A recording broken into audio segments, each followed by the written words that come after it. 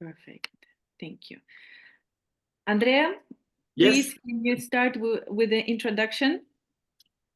Yes. So thank you so much to everybody to have you here in this day that it's important because how you have always we talk always of different things and suddenly we don't put together the things, and that is always the problem. And this is why we have this agroecology approach that tends to link everything. And today we are talking about biodiversity, culture, agriculture, heritage system, and why this is so important. And let's go back to our basis and the Nieleni Declaration on Agroecology, the third principle on when we talk about territorial approach is saying that. And I just say that just to remind ourselves what is a territorial approach from an agroecology point of view. Territories are a fundamental pillar of agroecology.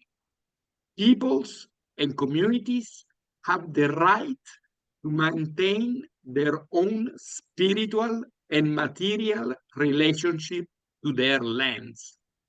They are entitled to secure, develop, control, and reconstruct their customary social structure and to administer their lands and territories, including fishing grounds, both politically and socially.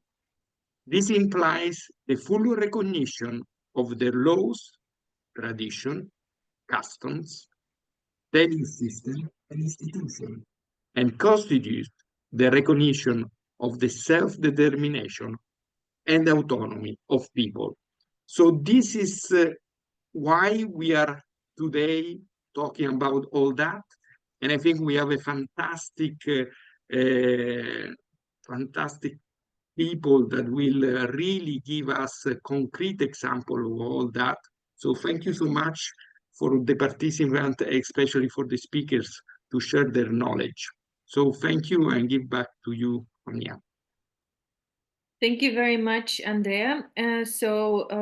We will start our beautiful journey into agricultural heritage systems with Parviz, and who doesn't know, the creator of GIAHS, it will be a presentation from Parviz. You can share the news also at the end, and we will have a short Q&A straight after his presentation before moving to the second one. So Parviz, over to you. Please share screen and share with us your... Okay. You see the screen? Do you see the screen? Not yet. Need to press the share screen.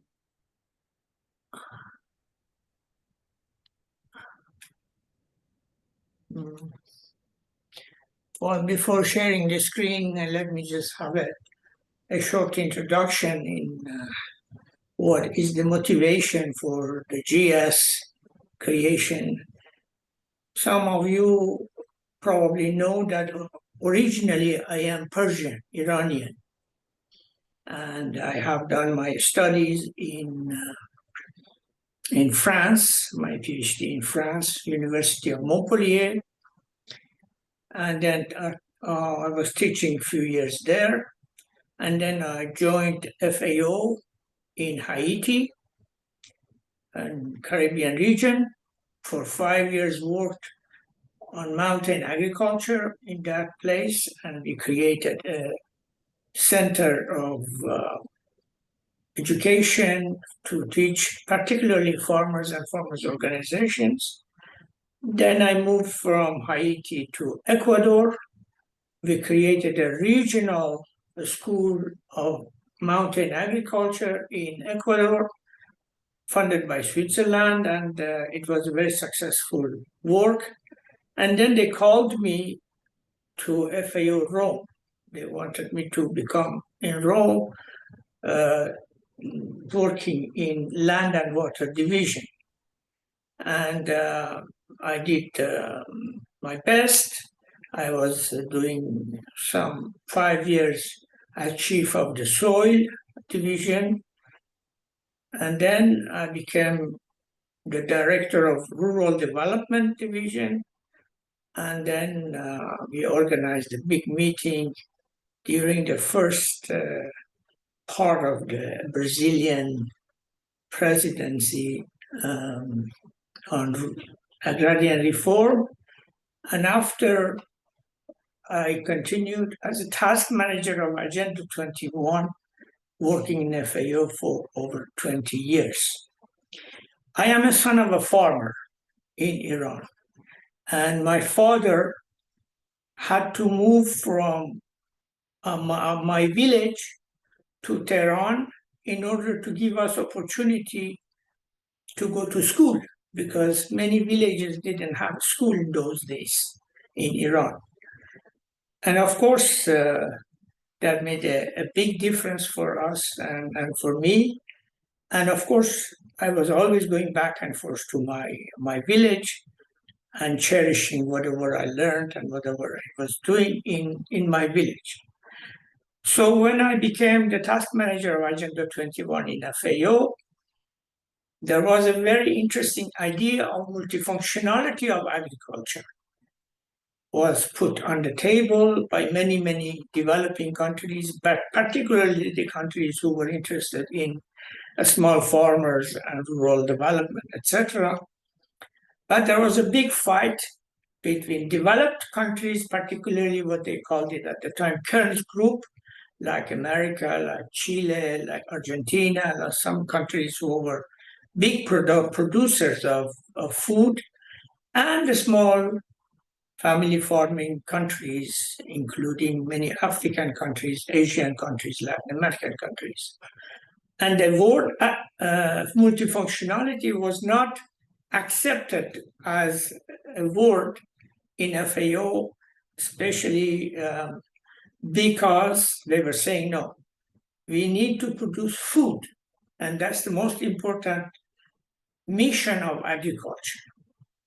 And more people are needing food, and we should produce more no matter what. So this was something which created a lot of animosity, a lot of problems between the different countries.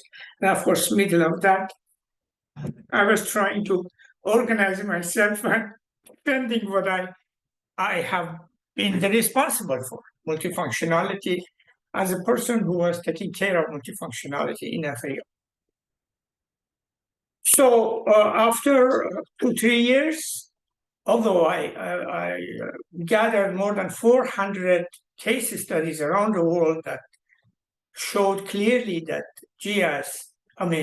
clearly that agriculture is multifunctional with many, many examples, etc. Nevertheless, they didn't accept. Actually, that publication exists still in the Google. You can go and look at the publication, and many of those examples which we have already did the case study. So multifunctionality word was completely sort of forbidden in FAO, and nobody could talk about multifunctionality. FAO's conference, the majority decided multifunctionality doesn't exist. We should not follow, and FAO should not follow that. So that was for me a big disappointment. Continuing thinking, working, collaborating with countries, collaborating with people, especially collaborating with UNESCO. We agreed that UNESCO did a very good sort of achievement in putting World Heritage. At the time, World Heritage was very, very important for many countries, including, of course, developed countries like US. US actually put a lot of money on World Heritage systems, and they were very much behind it. So I decided, as they said in French, to put the old wine in new bottle.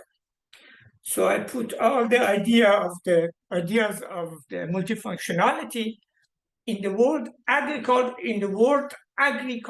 heritage and agricultural heritage systems. Of course, there were so many agricultural heritage systems that we said, well, let's select globally important agricultural heritage system. And from then we started with all the technical, political, policy, etc., work. And it took us about 2-3 years until I, as a task manager of Agenda 21, I presented the idea of, I will explain on my PowerPoint what it is, agricultural heritage. And when we suggested that to, as a task manager to UN CSD, Commission on Sustainable Development, 70 countries approved immediately. They said, yes, it's very important to talk about our agricultural heritage. And that's how we succeeded actually to really forward our idea of agricultural heritage.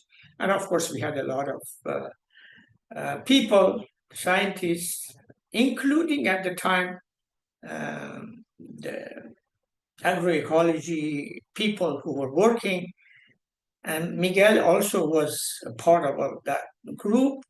And we managed to actually convince FAO's governing body that globally important agriculture heritage system could be an initiative.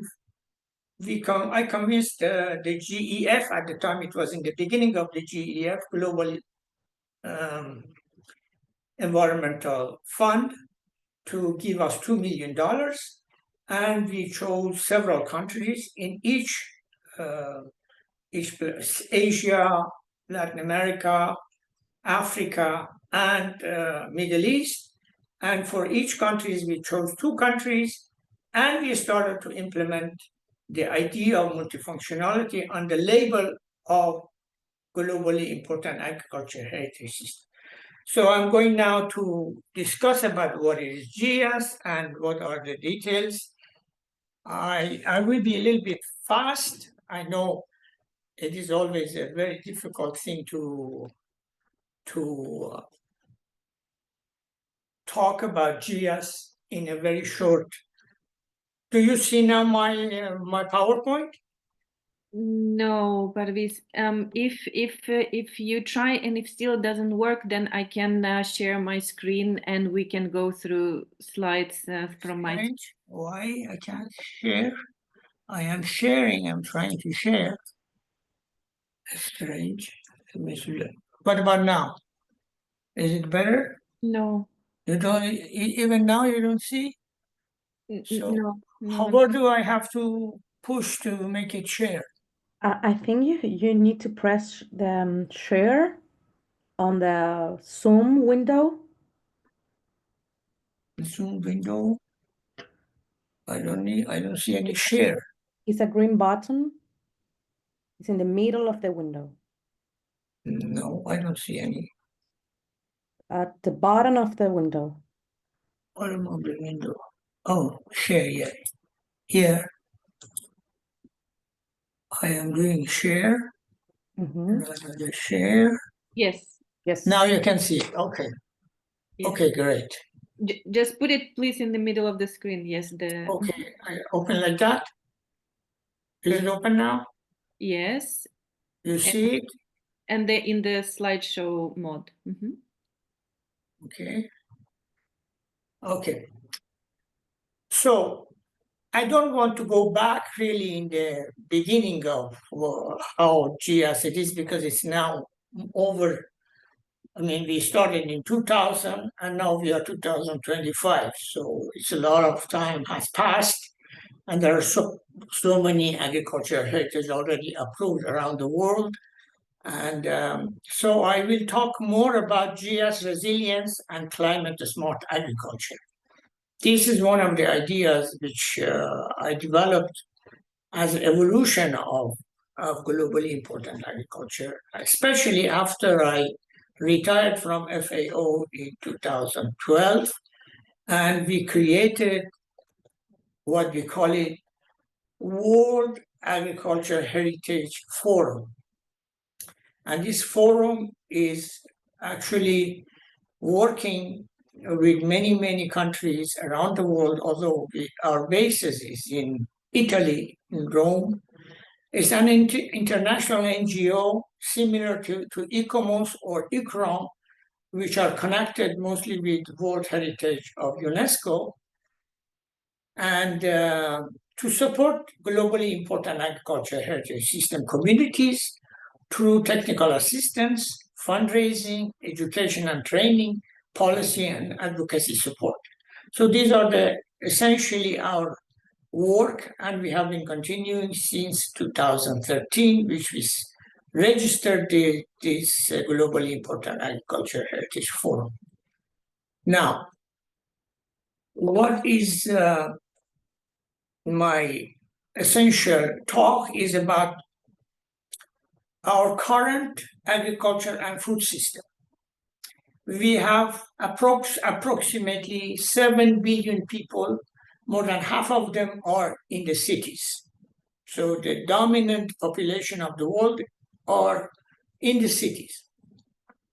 Nearly 1 billion people have too little to eat, according to FAO. Of course, it goes up and down again. But also over 1.6 billion people eat too much. That is according to the World Health Organization, but also FAO. And this is a big, big problem, particularly in developed countries, but also developing countries. It depends on the country. Like I was in Philippines a few months ago. I mean, really, obesity, you can see it by your eyes everywhere in the street, in the school, and in the supermarkets. And of course, according to FAO, with the work which we did some years ago, we are wasting more than 30% of our food, either on the ground when we are sort of getting that food out of for transferring to the cities or transferring to for eating, because of the limitation of how to conserve the food, and we lose it, or many of the food remain on the ground and it's not used, or because of the market is not there and they don't really ask for the food, or because it is sort of wasted in our refrigerators. Now, let me just go on the third. And in post-2015 Sustainable Development Model, there was discussions about what is sustainable agriculture and what is sustainable development. I don't want to go through all those things, but one very, very important thing which was added is the culture, in addition to social, environmental, economic sort of criteria for sustainability. The definition of sustainability was in the old days, in 2002, was essentially social aspect, environmental aspect, and economic aspect, which brought together the sustainability. But in 2015, the culture was added: values, traditions, behavior, relationship. And that was, I can say, partly also thanks to FAO's work in what we were doing. So, according... Apologies. Yeah. I'm sorry, Parviz. Just to let you know that you have 5 minutes to finish your presentation. Okay, I will do it as soon as possible. Thank you. We have urgent need for sustainable food system, which is more human, biologically and culturally diverse, a smaller scale, family operated and economically viable for small farmers, socially just, participatory and community based, recognizing, let me just see if I can go up, recognizing the right of farmers, indigenous people. We need sustainable food system which should be centered on people and based on rights, adopt integrated and ecosystem approaches, build farmers' capacity, redress power disparities, and involve a long-term agroecological policies commitment. Sustainable food systems should bring together food security, human health, biodiversity, economic and employment, and environmental health that is often forgotten.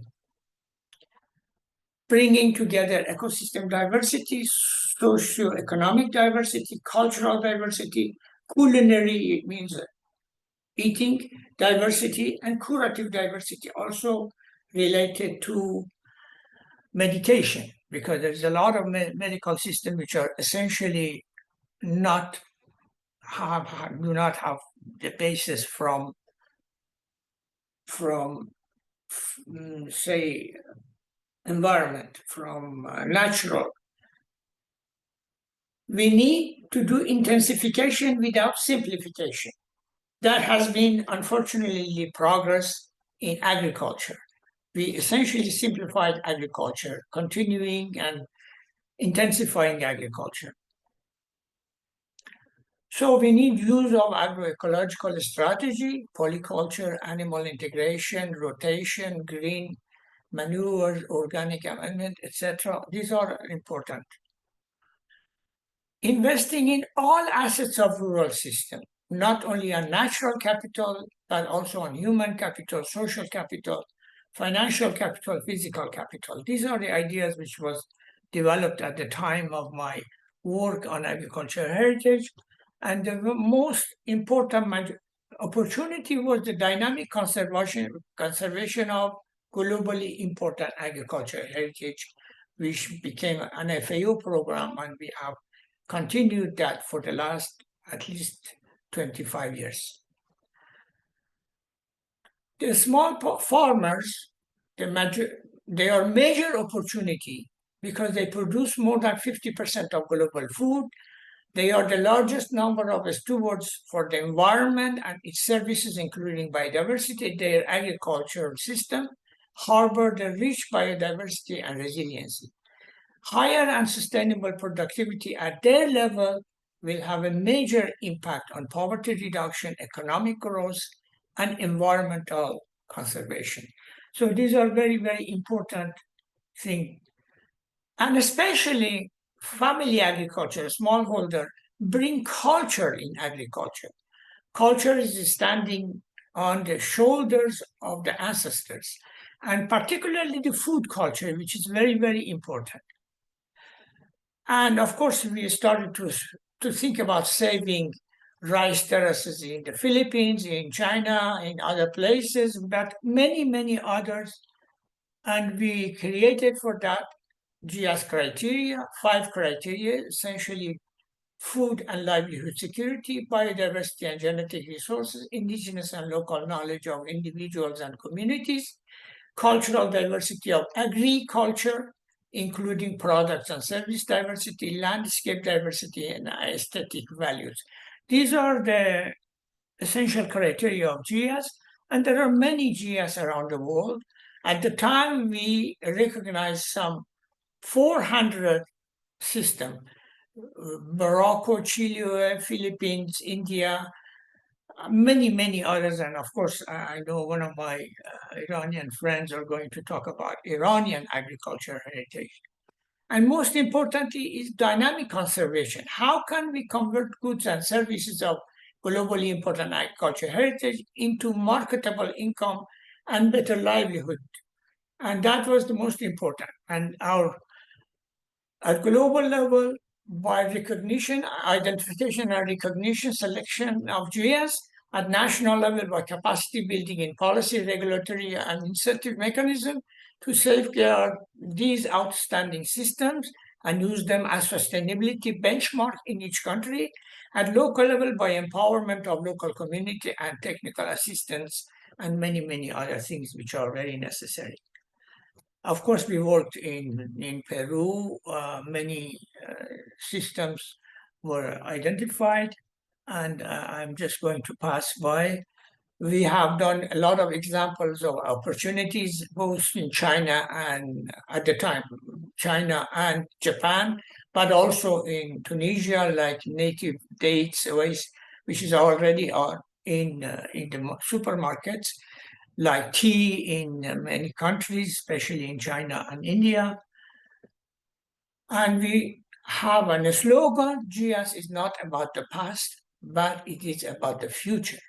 How can we conserve the totality of agriculture, not only produce food? And that was the action plan. So we have been working on that idea. And what is very important in the recent years, after our approval of our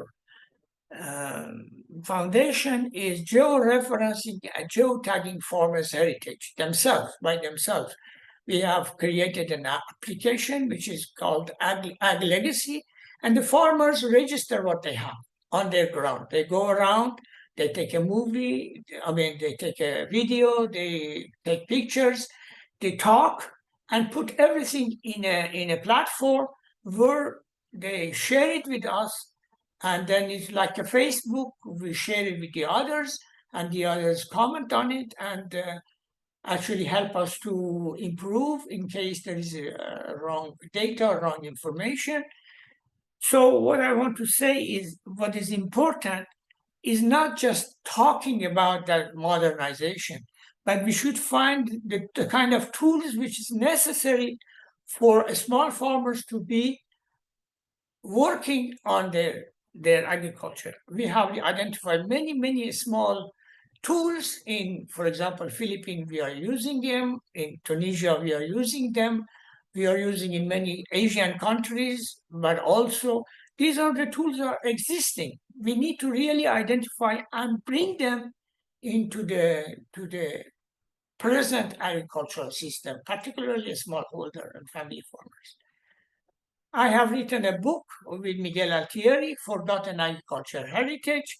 Many of these ideas are there. You can access directly on the Google. If you want paper copy, I can send it to you, no problem. And thank you. I'm sorry. Thank you. Thank you very much, Parviz. Could you please stop sharing screen? Okay. Yeah, just the red button. Thank you. So I have a question before we have before we have the second presentation with Marta. I think the most interesting question is about this connection. Yes, that the multifunctionality that you were talking about actually helps to emphasize this connection between culture, biodiversity, and agricultural heritage. So you told us that you started amazing work on farmer seeds and access to genetic resources as part of these GIAHS initiatives. Could you please just give us a couple of ideas about that and what you have been doing? Well, the most important sort of way of conserving our genetic resources is the farmers already recognize them by this Ag Legacy I was talking about, this application, which you can put it in any iPhone or smartphone. And often the young generation are very good in that. And in Tunisia, when we gave it, we distributed 20 iPhone or smartphone to the farmers based on what they wanted. This was our foundation which financed that through a project which was funded by IFAD and Biodiversity International. Interestingly, we had a lot of information that they gave us about their seeds that they are planting, the type of food they are cultivating, and their success in what they are doing. Of course, we shared it with the FAO, but it is also shared in our platform. I worked after my retirement almost 12 years in Japan on RIN, Research Institute for Humanity and Nature. And every year we worked with farmers in Asia, Philippines, China, etc. And I have also given a lot of lectures in United States, but also in China and in many other countries. And we always try to give really the right tool to the farmers for them to really recognize what they have as asset and then share it with the experts and institutions. And it has been relatively successful. These days, there's a lot of also junk in the internet, but there has been a lot of success in that also. Thank you. Thank you very much. I see a question in the chat. So if you could provide, please, the name of this application and whether if it's in the open source or not, or how can people find it. Meanwhile, I would like to make the connection to our second presentation. So speaking of biodiversity and agrobiodiversity, so I'm inviting Marta, Arnes Garcia from FAO Regional Office to share her presentation and explore in depth this question of agrobiodiversity in GIAHS. Thank you. Thank you very much, Anya. I will do my best after coming after Dr. Koohafkan. So thank you very much. And well, now I'm going to delve more into this link between biodiversity and GIAHS. The idea is that you will leave the webinar having a good overview. We want to ensure that you have an overview of what is GIAHS, what are the main items, and why we have these threatened sites all around the world, where biodiversity is also threatened, as in many other agricultural systems, and what are the opportunities that that agricultural heritage gives to reducing this threat on biodiversity.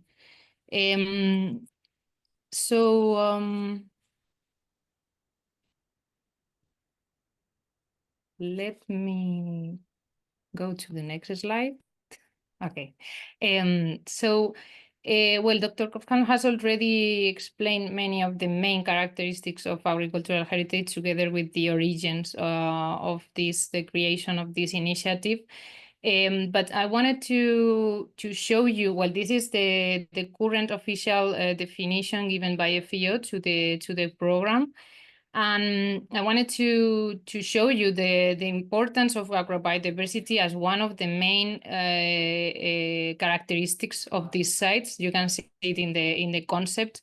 These sites that are agroecosystems managed by all these communities around the world are remarkable in terms of agrobiodiversity. There are pearls of these genetic resources and varieties that we have to protect and conserve for the future of food and agriculture. These 5 criteria were mentioned also before. You can see the 5 criteria now. It's simplified here, but you see that the second one is agrobiodiversity.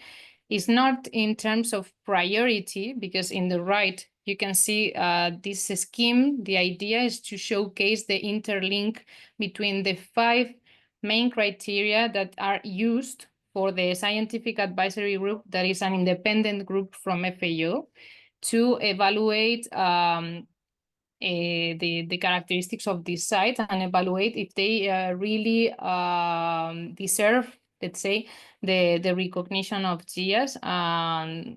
So here you can see they are interlinked. So the main idea is agrobiodiversity is a key criteria to be designated as a site, is a key criteria for agricultural heritage, and is intrinsically linked to the other 4 main criteria to support this global importance. Well, before going to the other slide, I wanted to ask the organizers to play the video. The idea before going through the video is that you have in mind that these territories are there thanks to the farmers, thanks to the forest people, the fishers, all these people that are preserving, maintaining, managing the territory. And so the idea is that they are artisans of these territories and their landscape. So Now I leave it to you to enjoy it.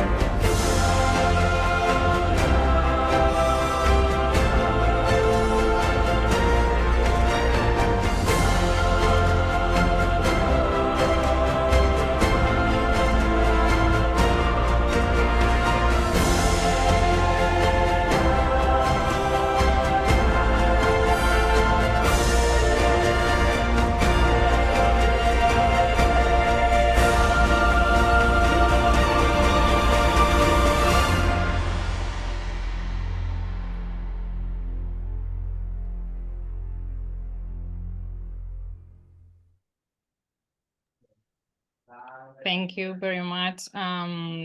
Getting back to the presentation, as you can see, well, I'm now going to this idea of the challenge of preserving the biodiversity. If I manage to go to the next slide.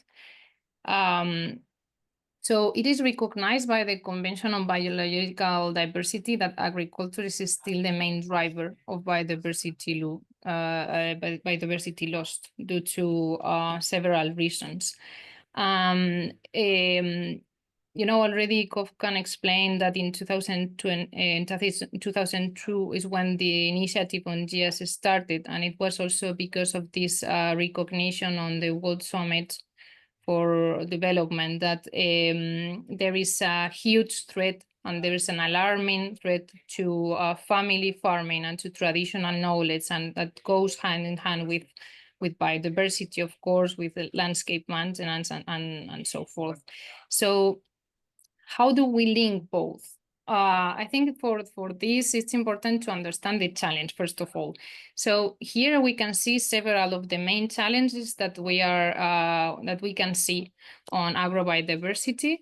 On the one hand, we have farmers trying to adapt to market supply and requirements that are very difficult for them, and most of them, they reduce the diversity of crops because they need to increase yield and they need to adapt to the requirements of the markets. This is a huge reduction on agrobiodiversity.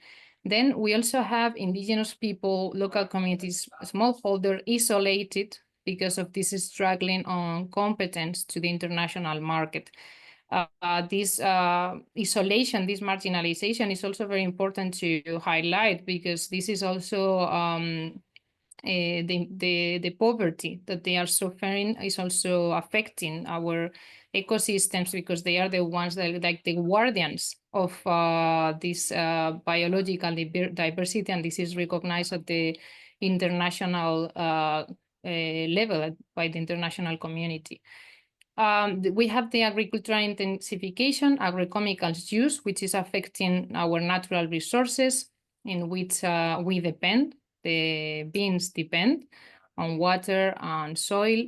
I don't know if you know, but one of the main reasons of agrobiodiversity loss is this change of natural areas to land, to agricultural areas that are being managed in an intensive way, and also the urban pressure. So there's a huge competition of land use all around the globe.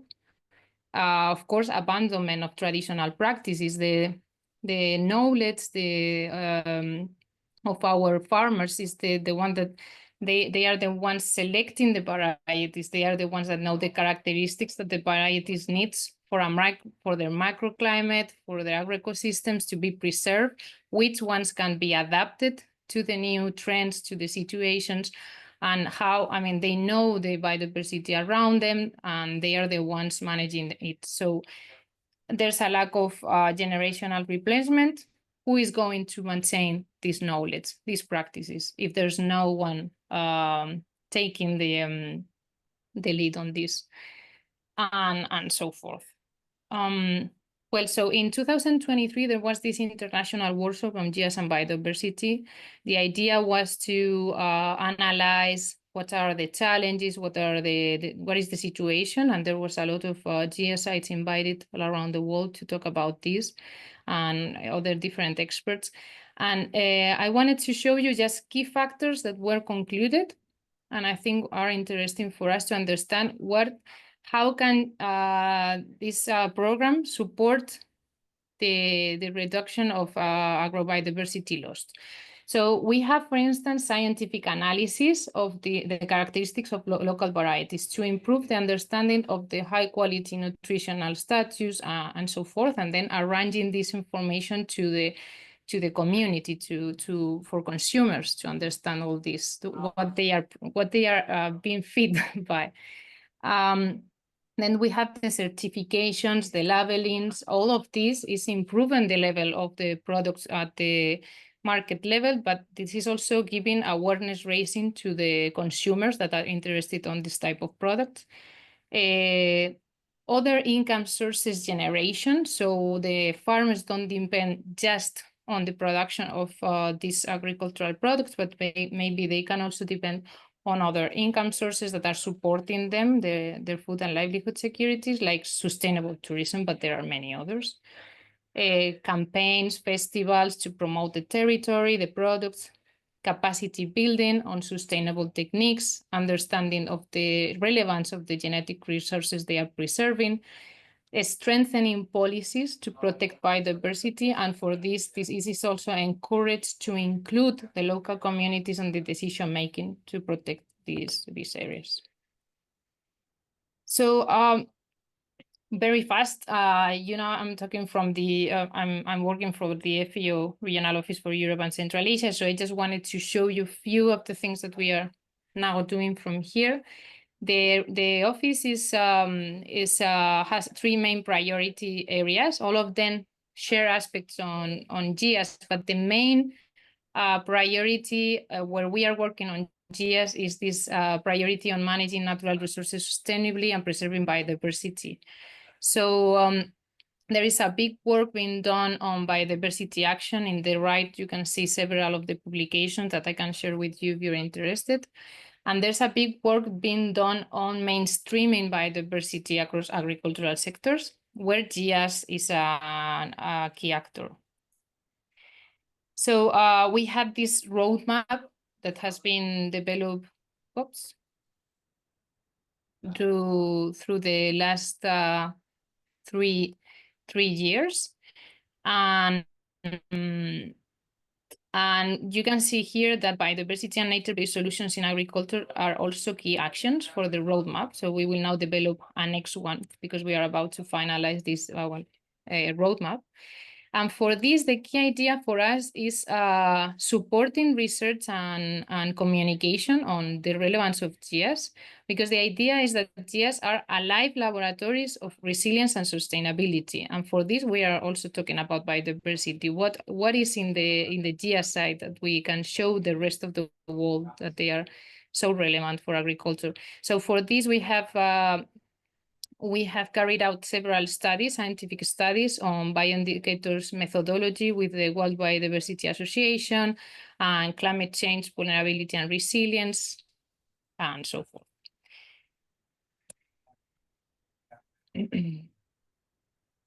Okay. And so just for you to know that now in the region, there are 11 GIAHS site designated since 2017 with the 2 first pioneers in Spain. And there are no recognitions in Central Asia, Western Balkans, Eastern Europe, and Caucasus, but there are many countries working on potential sites, and they're working on this process. And I wanted to show you 2 examples. I hope I'm going to be fast with this, but I think it's quite important that you see a real case. I'm going to present the case of Austria and the case of Portugal, the 2 sites recognized in these countries. In Barroso Agrosilvo Pastoral System, in the action plan, the challenge that they identify for biodiversity, one of them is an agricultural intensification and abandonment of traditional practices affecting biodiversity. So what are the solutions that they were putting in the action plan to avoid this, to face this threat? The key areas were promotion of native breeds and traditional grazing practices. And for this, one of the actions, for instance, was to give economic incentives to farmers that were breeding the traditional Barrosa cattle and the pork, which I think it was Bizarro pork. And this was quite relevant for the solution to prevent biodiversity loss on these native breeds. Then sustainable integration of the landscape, agricultural, forestry, and livestock activities which are being lost. And for this, there was this plan for pasture management with the idea to encourage communal land and extensive livestock grazing. Then certification. So the 2 breeds that I just mentioned, they have received the European level certification on denomination of origin, which is quite exigent, by the way. And the idea is that this can boost the local economy, and they have also done several festivities and interesting festivities and promotion of the local products. The second one is the traditional high milk in the Austrian Alpine, in Alpine Arc. The challenge was the competition of this way of livestock with the intensive farming that was threatening the biodiversity of the Alpine meadows. So one of the proposed solutions was this certification again. So they received a certification of high quality for high milk, which was giving them a distinctive production to the consumers, explaining that, for instance, there are not additives to this product and other things. Also, the maintenance of traditional mowing practices that support flora and fauna. For instance, we are talking about 1,000 plant species that depends on this way of traditional livestock.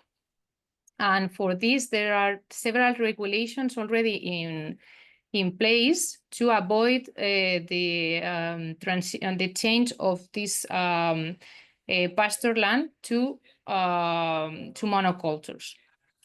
There are also incentives for young farmers to continue this way of practice in a sustainable way. And finally, these studies that I was mentioning before, they have found a study to analyze the nutritional characteristics and organoleptic characteristics of this high milk compared to conventional milk.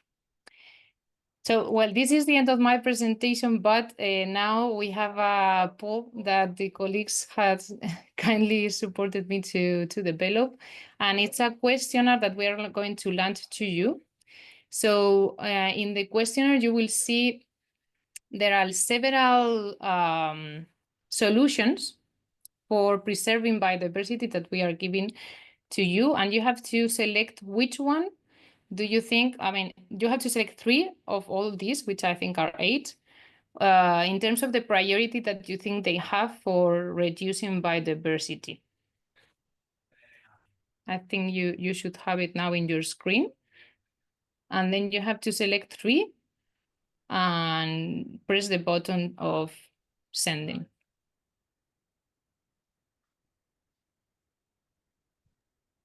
Would you like to read out loud maybe some of the options? Okay, yeah, of course. Well, some of them were also already mentioned, so it's not an exam that you have listened to my presentation and Koohafkan's presentation, but it's this idea of strengthening, for instance, the policies that protect biodiversity. Do you think they are the most important is to strengthen the currently existing policies and create new policies to protect biodiversity through GIAHS? Or do you think it's more important to create this certification and eco-labeling on local and traditional products? Both of them are very important. Or creating knowledge-sharing platforms among farmers to share knowledge. Also awareness campaigns for consumers' appreciation on the benefits of local products. So yeah, more or less, I give you time to read it, and maybe Anya, if you want to Yes, comment on. Yes, I see that there are more and more answers, which is great. So if you still didn't choose the options that you think are the most important to support, how can GIAHS can support agrobiodiversity presentation. But okay, so what we can see now is that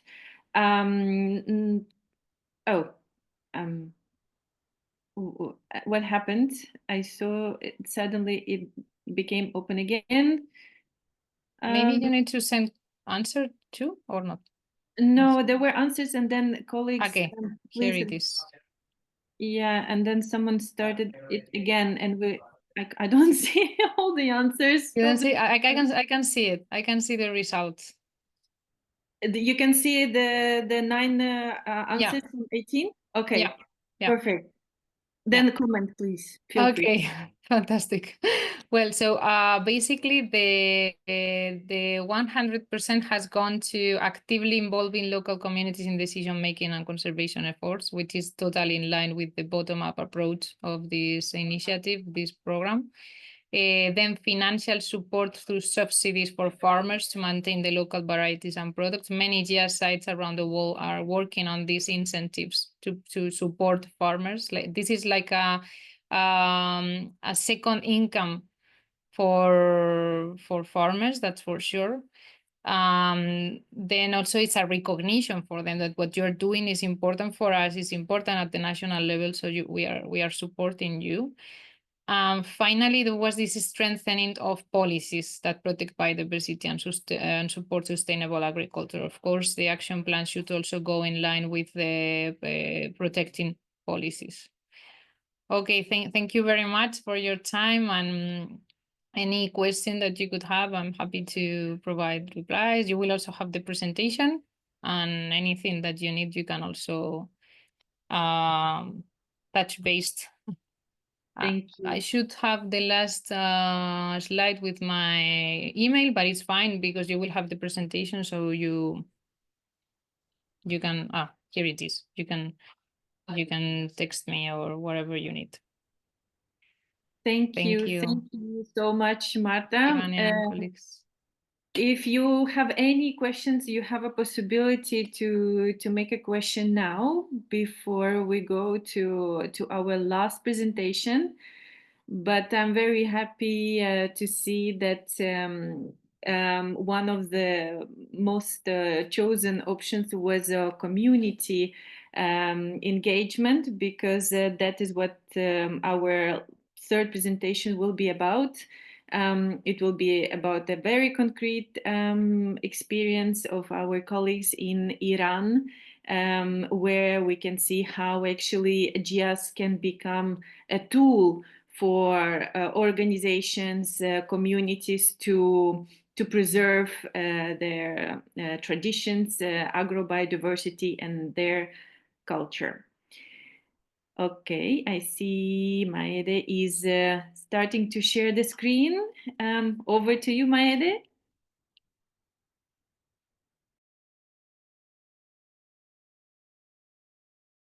We don't hear you. Maybe you need to connect the microphone. Yes, but now can you see Yes. my presentation? Because I can't see. Yeah, we can see your presentation. If you want, you can maybe more comfortable to put it in a slideshow mode so that it's on the full screen.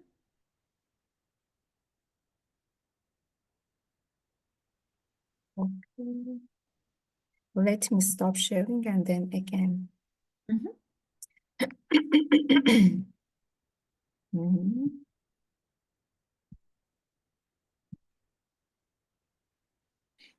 Okay, can you Perfect. see? Yes. Okay, okay. Good morning and I don't know, good afternoon, I think that. I'm Maedeh Salimi and I'm from Iran and I'm working with Center for Sustainable Development and Environment, and I'm really happy to be here to talk about agricultural heritage system and also GIAHS with focus on Iran. Okay, my presentation, okay. My presentation today will focus on three main points. And let's start by understanding why agricultural heritage systems in Iran are important. As you see here in this map, the Zagros mountain in western part of the Iran are the part of the fertile crescent where wheat, barley, lentil, chickpea, and also goat and cattle were first domesticated. And also historical evidence shows that the nomadic pastoralists and also complex farming society systems have been the dominated way of life in Iran for centuries. And Iran's geography is very unique. The country has a highly diverse climate, divided into 6 different agroclimate zones and also different and various macro ecosystems. And because the climate situation and also because the environmental conditions, we can see that Iran is one of the world biodiversity hotspot with a very rich species diversity, genetic diversity, and also ecosystem diversity. Finally, I want to say that, and I want to mention that Iran is a home of various ethnic groups that each of them with their own language, culture, food production systems and methods, and also sustainable way and methods for managing the nature.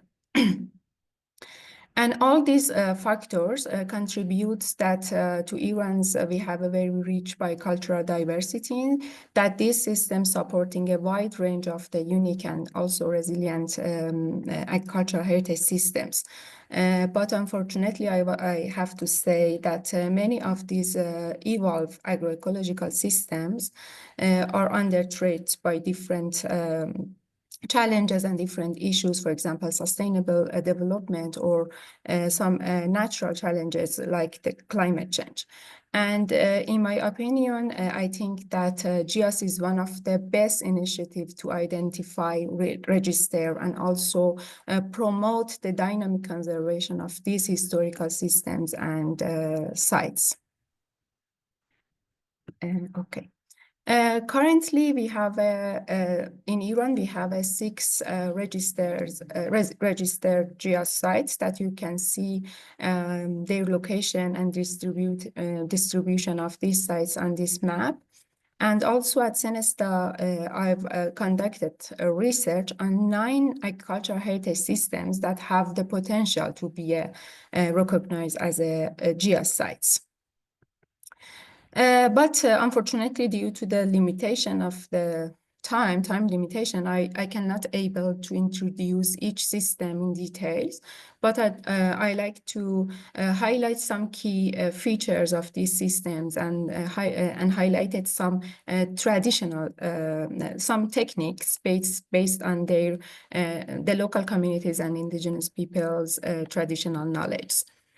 The first one that Marta and also Parviz mentioned, it's the biodiversity. I can say that in all registered GIAHS sites and also the agricultural heritage systems that I've worked them, I understand that all of them has it's really rich in biodiversity, especially agricultural biodiversity, intercropping systems, multi-layered farming system, traditional home gardens or farmers managed seed system and agroforestry practices, and all of them used by the communities.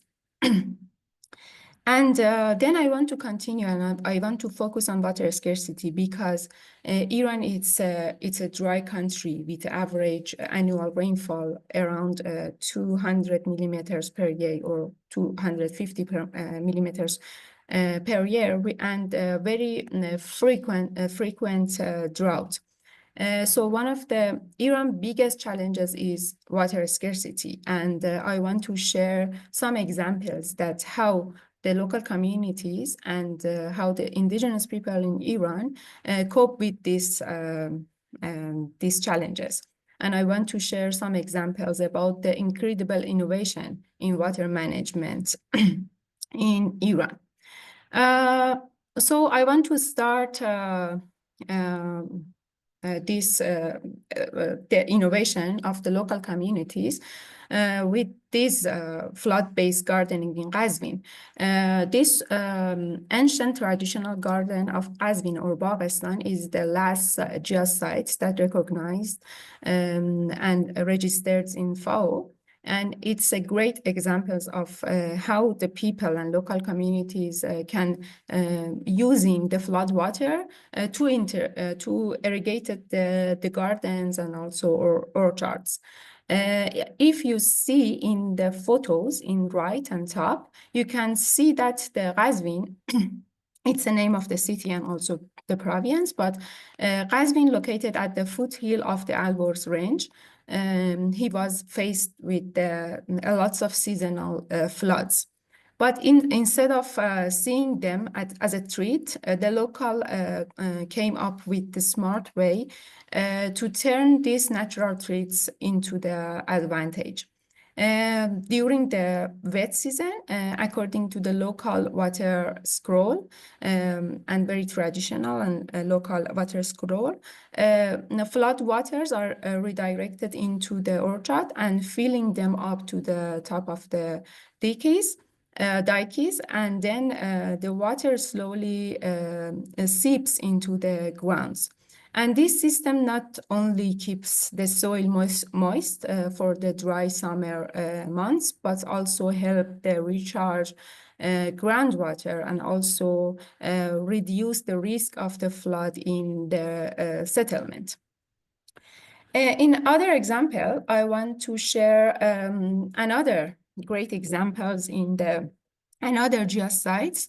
It's the rain-fed fig orchard of Stahban in Shiraz, in Fars province, where farmers grow figs with the annual rainfall between 200 to 300 millimeters. And this system has been in use for 250 years and currently sustains 2.6 million trees across 26,000 hectares. Also, this system, you can see this system, a part of this system in left side, in the picture in left side, that in this system, farmers plant special varieties of the fig trees that are land races on the steep slope and digging deep pits between 1 to 2 meters, and we call dastchal, which means that hand dig pits. And runoff naturally collected in these pits and keeping moisture available for the trees for the line times. And some farmers even dig a small channel to direct runoff into these pits also. And this technique also doesn't have one goal to producing just the figs. But by this technique, the local communities and indigenous people produce food, produce the figs, and also reduce the evaporation, conserve soil and water, and also reduce the soil erosion in this system also. Another great example is the qanat-based agriculture in Iran that you can find everywhere in Iran in the desert areas. I don't like to speak a lot about the details of these systems because most of you, I think you know these systems and how these systems works. But I want to say that I want to mention that qanat system, it's local technologies that the farmers at the desert use it to bring water with the underground channels from the mountain and highlands to the arid desert regions. And in this way, they can continue working, working on agriculture and producing food also in very arid areas without any water resources. Another interesting water management techniques can be found in Qeshm Island in south of Iran in Persian Gulf, where the local people also here harvested the flood and they guide with some soil channels flood water into the naturally low-lying areas, and they build very small dam to store the water, and then they can use it, the water of these areas. It's a kind of the traditional dam for irrigation, date and pulse and other crops and also vegetables. And here you can see another initiative of Iranian that we said that in our language we said that Ab Ambar, it's a water reservoir, and also in this system the people in east of Iran use this system for collect the rainwater from a rooftop and the store water in use in the Ab Ambar, and also they use the water of this in the seasonal in the dry season for irrigation and also for keeping and also breeding the Turkmen horse, that it's a very specific breed of horse. It's a race horse that lives in north east of Iran. And in mountain also, people have developed simple but very highly effective methods to collect and distribute the surface water for a spring and also from a spring and also rivers. And all these examples shows that the local communities and indigenous people in Iran deal with the water scarcity while finding the smart, sustainable way to manage water and grow their foods and produce their foods. But it's not just about the water. In the agricultural heritage systems, also in GIAHS sites in Iran, we can find lots of examples on different agroecological practices, like, for example, soil management, biodiversity management and conservation, some local seed systems, and also these people have some cultural traditions, local cooperation systems, and also unique landscape, and this landscape evolved during the time. Here, I just want to emphasize that these rich and dynamic and also multifunctional heritage systems are deeply connected into the territories of life. And as Andrea says, that it's a fundamental issues for these systems and for the local communities. For generation, people and nature have coexist in balance, and they can use the local communities needs these territories to use different ecosystem services. Protecting these systems is not just protecting the nature, it's also about the valuing and also preserving their cultural roots and deep connection to the land. And it also means that recognizing and safeguarding their cultural and also territorial significance. And the local communities and also indigenous peoples have a right to conserve these areas.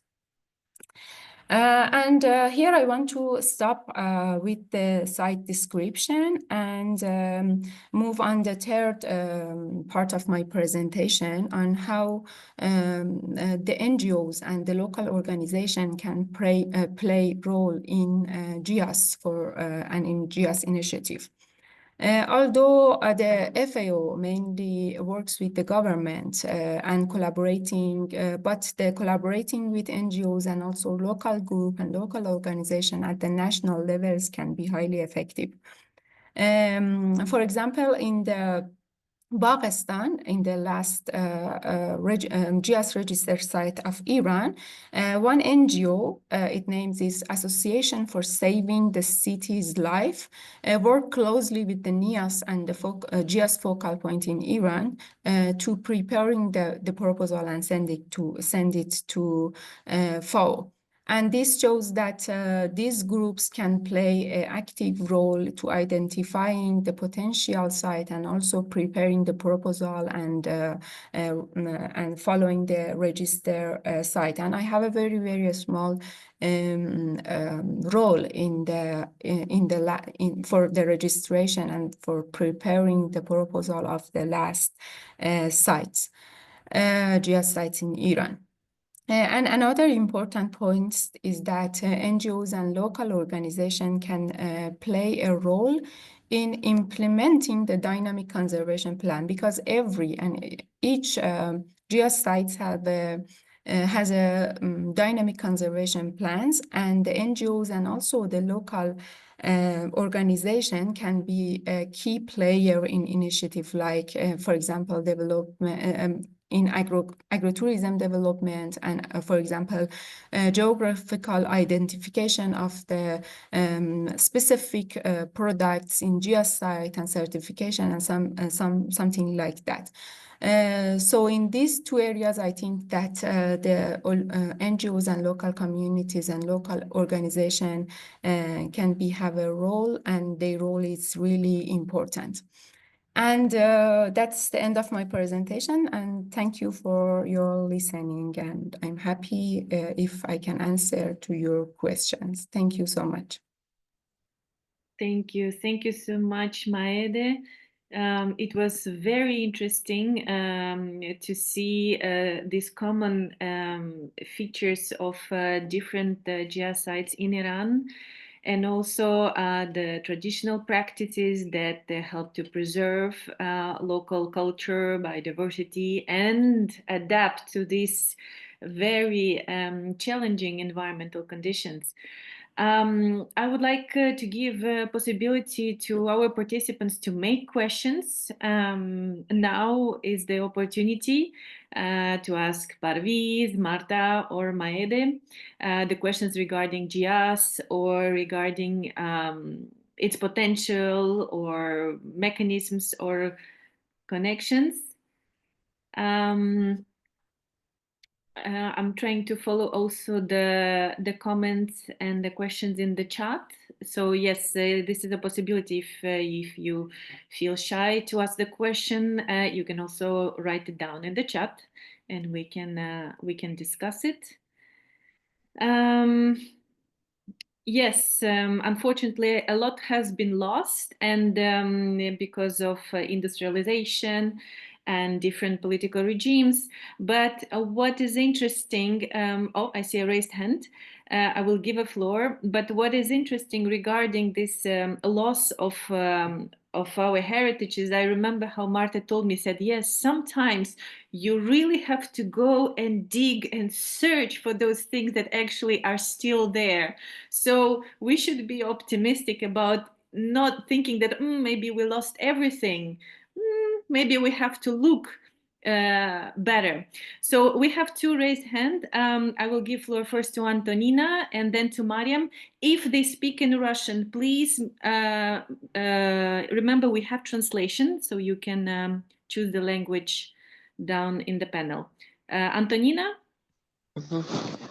Добрый день. I'm English speaking, but my motherland language is Russian. Я в деревне, живу в деревне, в лесу, и там очень большое биоразнообразие. И, к сожалению, я поздно подключилась благодаря Лере, потому что моя, как говорится, я в природе, живу в природе, а вот интернет – это не моя природа. Учитывая, что мне 70 лет, спасибо Лере, мне помогла, с опозданием я подключилась. Значит, в наших молдавских лесах есть замечательные растения, и их надо сохранять. И они, вот если леса чистые, то эти дикорастущие растения можно использовать в питании. У нас замечательные есть. Терн, ягода терн. Это не только нам еда, а птицам. А бузина и нас лечит, и еда для птиц. Вот сейчас я просила, меня лечит сироп из бузины. Вот. А тополя, прополис, вот настойка прополиса, природные средства меня лечат. Я знаю их противовирусные эффекты, вот этим лечусь. У нас есть дикие груши, дикие яблони, а горькая черешня чего стоит? Это настолько вкусно и гораздо полезнее. А земляника лесная, она очень полезна. Много чего полезного есть. Поэтому, когда человек, Homo sapiens, идет в природу и уважает вот это все, не разрушает и не ведет себя как Homo не sapiens, вот тогда и все хорошо. Вот. И мы, агроэкология, вот спасибо Ане за такие семинары, и мы должны соблюдать все это, вести себя разумно, и лесополосы сажать, и сохранять их, и чтобы там была еда и для птичек, и для насекомых, где не могли зимовать, заботиться о наших братьях меньших и сохранять почвенную жизнь. Очень много чего человек должен знать, чтобы вот эти биологические законы, по которым живет природа, и помнить, что без нас природа не пропадет. А вот Спасибо. мы без природы, пропадем. Так не надо себя уничтожать вот такими неразумными действиями. И вот очень много интересного в природе. Спасибо, Вот, я Антонина, лично... спасибо. Я извиняюсь, у нас очень мало времени до конца. Да. Я задам вопрос, потому что то, что вы говорите, очень важно. Я задам вопрос, связанный с тем, что вы нам рассказываете про дикорастущие съедобные растения. Okay, I will speak now in English. So basically, after Antonina is an organic farmer with the decades of experience and also using wild edible plants in her production in different artisanal foods.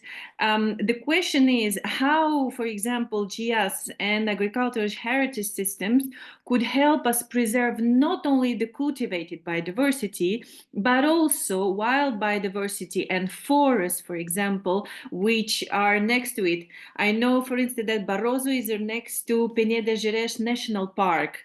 Yes, one of the jewels of Portuguese nature, yes, and probably it's very similar in the other places. So how can it help? That would be the question related to intervention of Antonina. And I would like to give also opportunity to Mariam to ask the question, and then if you could answer to both of these questions together. Mariam, please. Microphone.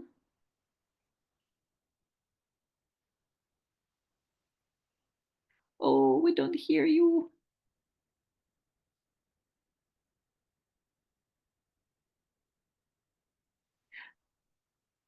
No. If yes, you can try again, but just in case, you can also write it down. If you don't manage to solve the sound issue, you can also write it down, and we can read it. your question. Meanwhile, also for the speakers, we have another second question in the chat. So the progress in Europe, there are still no GIAHS sites recognized in Central Asia, the Western Balkans and Caucasus. What are the obstacles for their recognition, and what would be the steps to take to promote their classification, I guess, implementation? And how, for example, this is probably for Maedeh, how Kazvin community changed after its recognition as GIAHS site, and what are concrete impacts has it had on the lives of local farmers? So that is another question. Mariam, we'll wait for your question. Hopefully you still managed to connect the sound or write it down. But I see Professor Georgi, if you could make it short, and then we give opportunity to answer. Thank you very much, Anya. I would like to thank for Marta, for Parviz, for Maedeh, for sharing information. It's very important, all the information that you offer for us. And for Moldova, I'm sorry for my voice. For Moldova, it's a good opportunity to create such sites. And I hope that together with the support of Marta and with the involvement of Anya, we will have such sites, because we have a lot of good initiatives that we could transform in GIAHS sites. And I have a question for all participants regarding the food security. You mentioned that GIAHS site increase the food security. For me, it's important to better understand what kind of criteria we use for sites that became GIAHS. What criteria of food security for we speak about the criteria destinated for local groups, or we can speak about the whole aspects of food security policies. Thank you. Thank you very much for your question. Mariam? No. So it works now. It works. Thank you. Yes. Please address your question. You.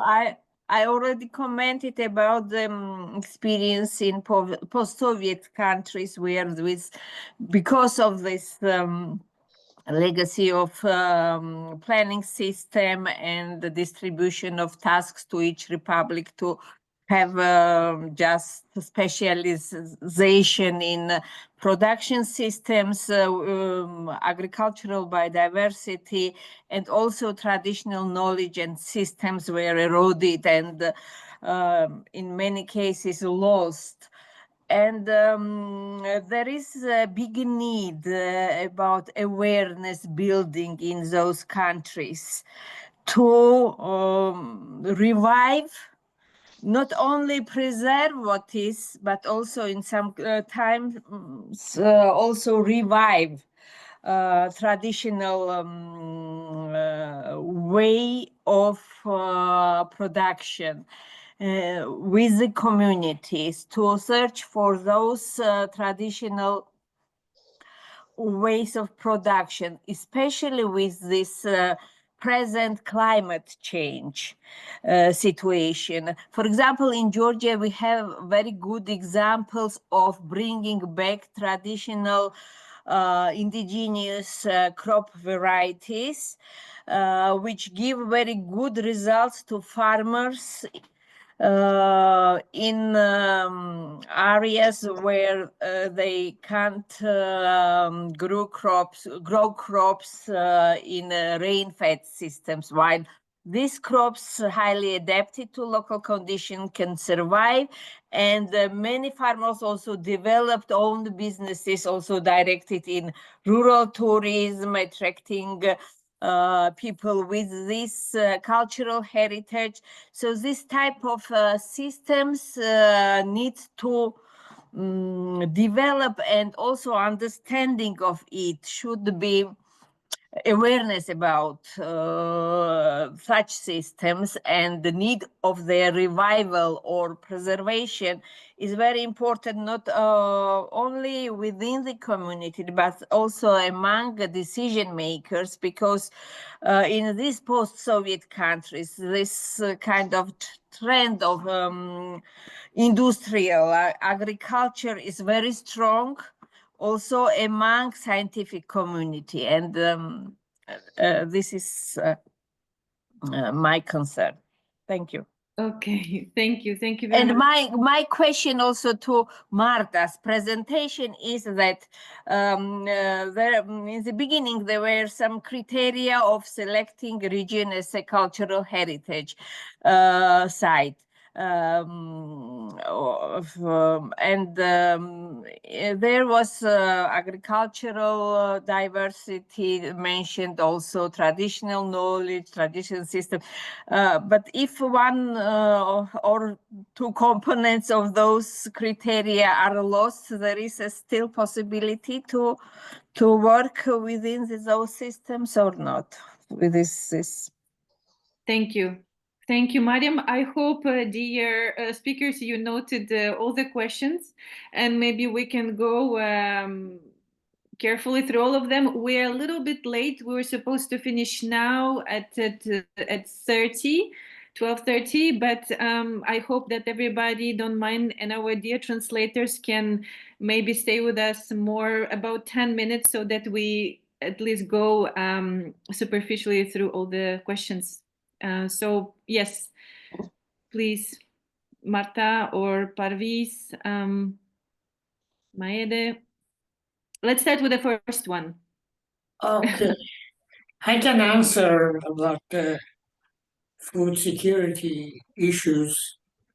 Well, of course, we are talking about. Do you hear me? Do you hear me? Yes. Okay. Yes.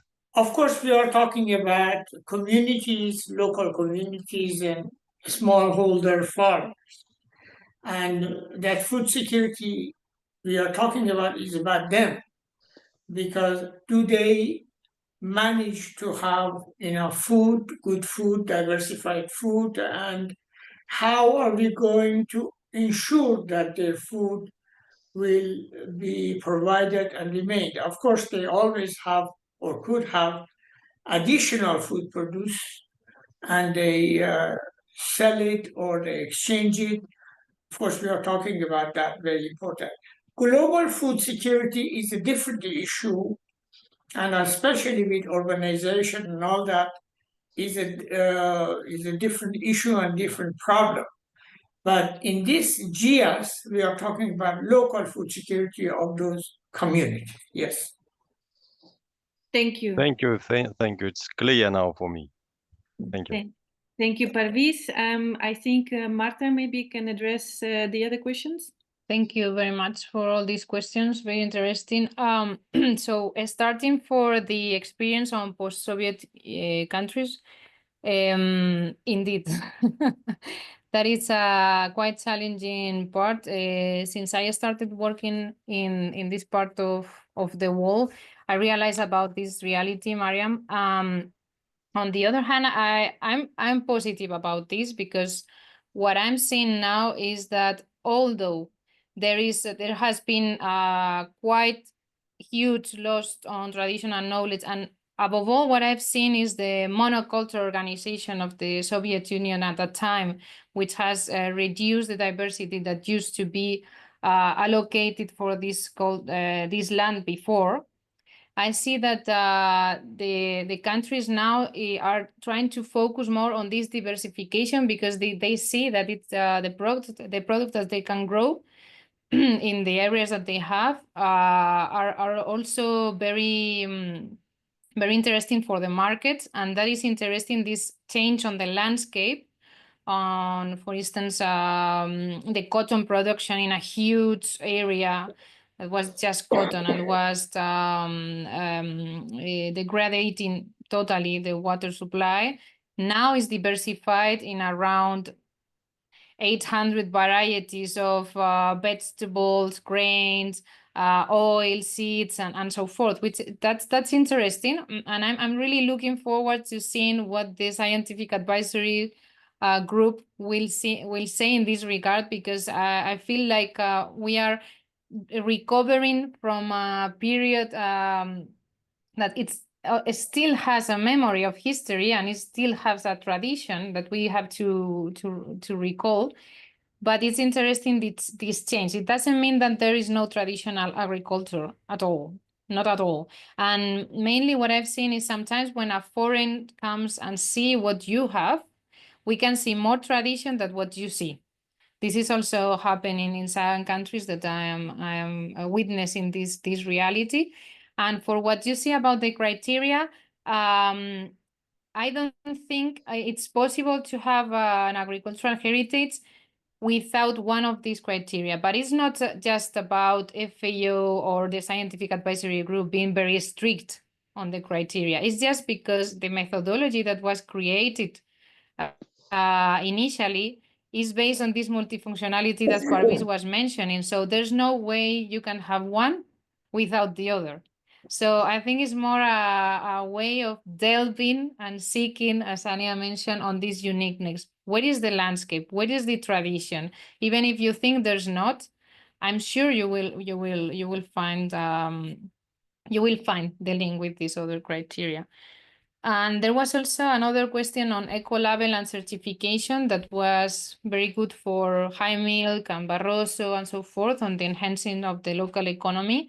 I think the eco-labeling and certification depends on where are you in the planet. It depends on the type of certification that you have, the type of certification that is recognized at your country level. For instance, in Europe, we recognize a lot the organic certification in some countries of Europe. But we were also in this fantastic webinar with Ania and with Adina Moldova on PGS for community management. And I think that's also a wonderful labeling. So it depends on the context. It depends on what do you think the consumers will understand as a high quality label of the product. They have to get in contact with this label. It's not just about putting a label and then forgetting about the rest of the chain. And I think there was finally just the last one. I think it was Mariam who put this question about the obstacles for recognition in the other part of the region, which is not Europe. I think it's a matter of time, because, for instance, now Tajikistan has presented the first proposal to FAO from Central Asia, and they are going to receive the visit from the scientific group in April, and I think they are going to receive the recognition. Apparently, the evaluation is quite good. We never know, but I think it's a matter of time. There are many countries working on it: Uzbekistan, Azerbaijan, Tajikistan, Montenegro has also wonderful. Kyrgyzstan is interested, but I haven't received any information on advances. But I know they are also interested. And Montenegro, we have today with us Alexandra, who is working in a wonderful proposal from Trashomans in Cartoons in Montenegro. Hello, Alexandra. And they are doing a wonderful work with the people there. And so I think it's a matter of time, and it's also a matter of awareness raising. I know the national strategies at the national level is mainly focused on agro-industry. So it's also a matter of letting them know with policy briefs and so forth that this is important, that this is also economy for their countries, and the times are changing more or less, and it's also a moment of recognizing all of this, because we are going to lose it all if we don't start now in these countries. Can I add one short? We really have to close, and I would really like to give Maedeh the opportunity to answer one question. I'm so sorry, Parviz. It's okay. If you could maybe write so that Maedeh can also answer about the community question. What was the impact on community and farmers when they got this GIAHS certification? Please, Okay. and sorry again. Okay, I try to have a short answer to these questions, yeah. But I can say that when I'm talking about the agricultural heritage system and GIAHS sites in Iran, I'm talking about the system that be alive, not destroyed systems. They're alive, and the community have interaction, sustainable interaction with these systems.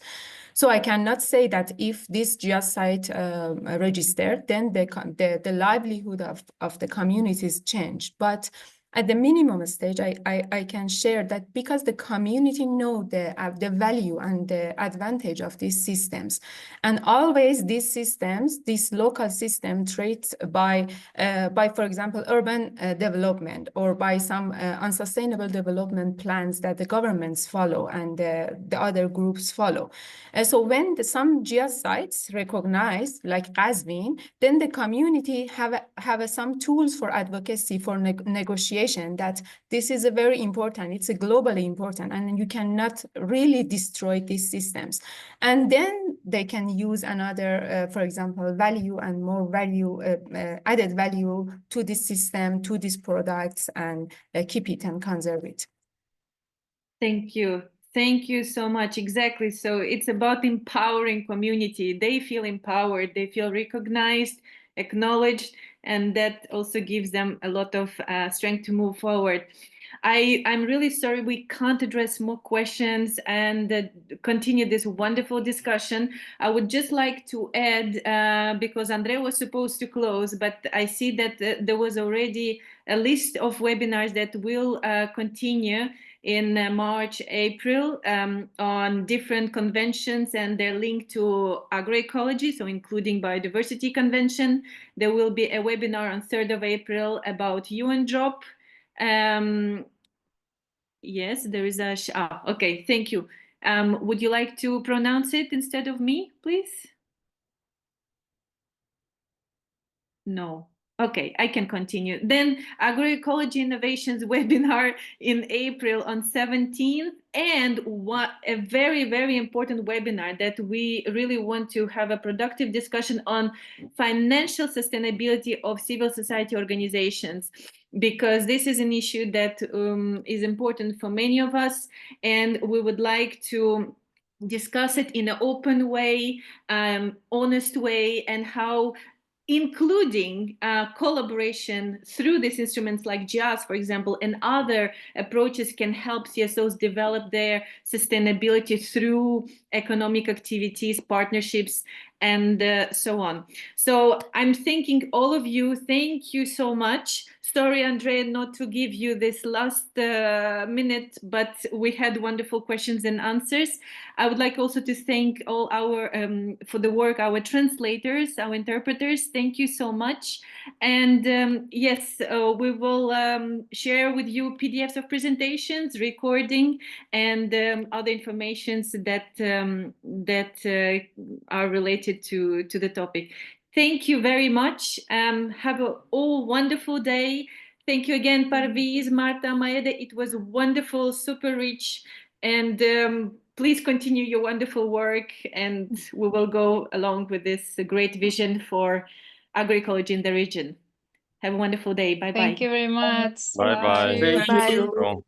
Anya, Thank you. Bye. Bye-bye. Bye. Have a good day.